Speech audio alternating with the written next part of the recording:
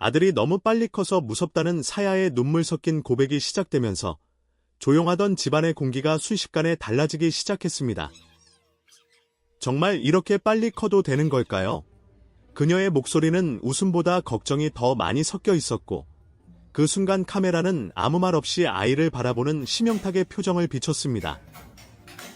평소와 다르게 말이 적어진 그는 아이의 작은 손을 조심스럽게 잡고 있었지만 그 눈빛 속에는 설명하기 어려운 복잡한 감정이 스쳐 지나가고 있었습니다. 시간이 흐를수록 아이는 눈에 띄게 자라고 있었고 그 변화는 기쁨과 동시에 부모에게 예상치 못한 불안을 안겨주고 있었습니다.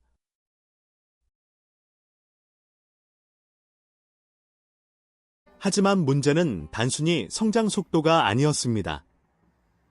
사야가 느끼기 시작한 건 심영탁의 육아 방식이었습니다. 그는 언제나 아이를 믿고 자유롭게 두는 방식이었고 스스로 배우게 해야 한다는 신념을 가지고 있었습니다.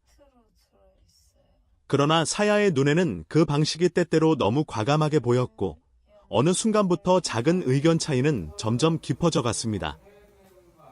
이건 그냥 두면 안 되는 것 같아요. 사야의 목소리가 조금씩 떨리기 시작했고 그날 밤 집안의 분위기는 이상할 정도로 조용해졌습니다. 아이의 웃음소리만이 공기를 채우고 있었지만 어른들의 마음속에서는 보이지 않는 긴장감이 서서히 쌓이고 있었습니다. 그리고 결정적인 순간, 작은 일상의 선택 하나가 갈등의 불씨가 되었습니다. 아이가 위험할 수도 있는 행동을 하려는 찰나, 심영탁은 바로 개입하지 않고 지켜보려 했고, 사야는 그 순간 참았던 감정을 터뜨리듯 목소리를 높였습니다. 왜 항상 지켜보기만 해요? 그 말은 단순한 질문이 아니라 그동안 쌓여왔던 감정의 결이 한꺼번에 터져나온 순간이었습니다. 공기는 얼어붙었고 잠시 동안 아무도 말을 잇지 못했습니다. 심영탁은 깊게 숨을 내쉬며 상황을 정리하려 했지만 사야의 눈에는 이미 걱정과 불안이 넘쳐 흐르고 있었습니다. 하지만 이 갈등은 단순한 다툼이 아니라 서로 다른 사랑의 방식이 충돌하는 장면이었습니다. 한 사람은 아이의 가능성을 믿으며 세상을 스스로 경험하게 하려 했고 다른 한 사람은 아직 너무 어린 아이를 지키고 싶은 마음이 더 컸습니다. 같은 방향을 바라보고 있지만 서로 다른 속도로 걷고 있었던 것입니다. 그 사이에서 아이는 아무것도 모른 채 웃고 있었고 그 순수한 모습이 오히려 어른들의 마음을 더 복잡하게 만들고 있었습니다. 시간이 조금 흐른 뒤 두 사람은 결국 말없이 아이를 가운데 두고 앉았습니다. 말은 줄었지만 시선은 점점 부드러워졌고 갈등의 날카로운 감정도 서서히 풀려가기 시작했습니다. 사야는 조용히 아이의 머리를 쓰다듬으며 작은 목소리로 말했습니다. 나는 그냥 이 아이가 너무 빨리 멀어질까봐 무서워요. 그 순간 심영탁은 아무 말 없이 고개를 끄덕였습니다. 그의 방식이 옳고 그름의 문제가 아니라 서로가 느끼는 두려움의 형태가 달랐다는 것을 이해하는 순간이었습니다. 그리고 그 밤, 집안의 분위기는 완전히 바뀌었습니다. 갈등은 사라지지 않았지만 서로를 이해하려는 여지가 생겼습니다. 아이는 여전히 밝게 웃고 있었고 그 웃음은 부모의 마음을 다시 하나로 묶어주는 작은 빛처럼 느껴졌습니다. 결국 이 이야기는 누가 맞고 틀린지가 아니라 서로 다른 사랑의 한 가족 안에서 어떻게 균형을 찾아가는지에 대한 과정이었습니다. 그리고 그 과정은 아직 끝나지 않았지만 적어도 그날 밤만큼은 모두가 같은 방향을 바라보고 있었습니다. 그날 밤 이후 집안의 공기는 완전히 이전과 같지는 않았습니다. 겉으로 보기에는 평소처럼 조용하고 평화로웠지만 그 침묵 속에는 서로가 한 번씩 꺼내지 못한 말들이 조심스럽게 쌓여 있었습니다.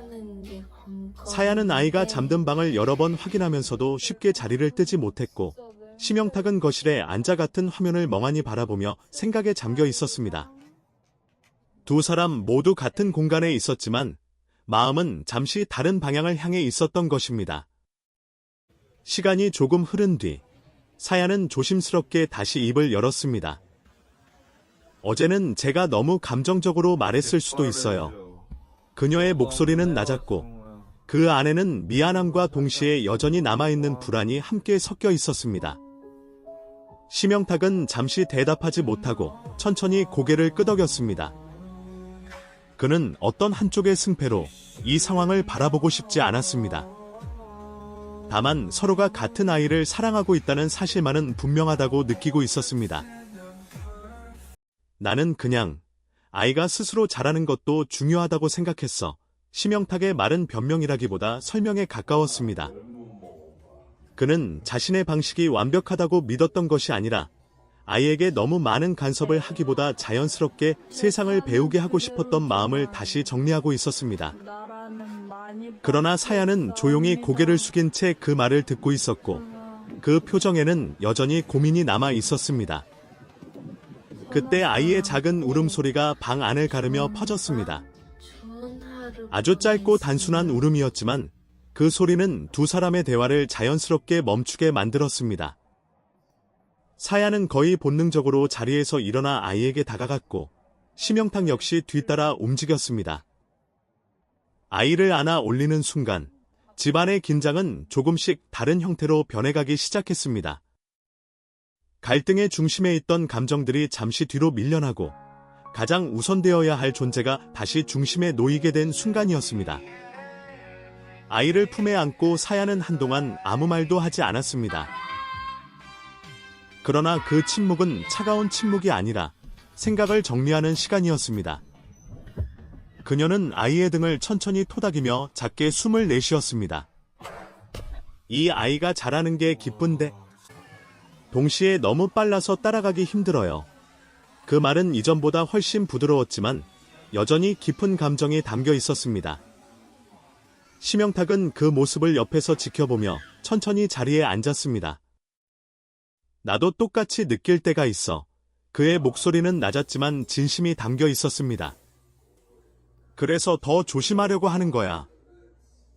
그냥 다 맡겨두는 게 아니라 지켜보면서 배우는 것도 필요하다고 생각해서 그는 말을 이어가면서도 사야의 반응을 살피고 있었습니다.